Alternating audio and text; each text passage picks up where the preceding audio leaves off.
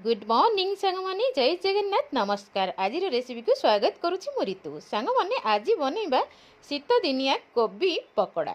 शीत दिन रे तो कोबी बहुत सारा मिल जाए और कोबी भी एठी हमर आसी जाईची। तो मु भाबिली आज जदी एते गुडे कोबी आनी चंदी तो कोबी पकोड़ा बनै देबा और शीत शीत समय रे खाइले बहुत भल लागिबो। से संध्या बेले कि सखाळे जेते बेले भी खांतु। से भाविली आज कोबी पकोड़ा बनैबा। कोबी पकोड़ा बनैया बहुत सहज आउ मु केमती करिछि आपण मानक सहित शेयर करूछि। कोबी को भल से पूरा हलदी लुण पानी रे धोई देछि, काटिकी रखिछि प्लेट रे। तो ता सहित मु भी सिझेई देछि, ताको टिके माने कम हल्का से सिझेई देछि। तो एठी मु नै जाइछि बेसन, कॉर्नफ्लावर, जीरा पाउडर, लंका पाउडर, धनिया पाउडर, ता सहित करी पाउडर। तो सांग माने मैं गोटे मिक्स करी नौची। मिक्स करदेला पर छाणी दबा।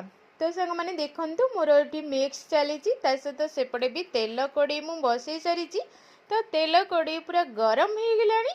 आ गरम गरम पकोड़ा खाइबे जदि नियत भाव में आसतु सांग ही खाइबा। तो चलतु स्टार्ट करिबा। तो ये मुझे कही रखी जो मैंने मो वीडियो देखुंती एत सारा भल पाइबा देती। तो आपण मानक मो हृदय बहुत सारा भल पाइबा एवं धन्यवाद।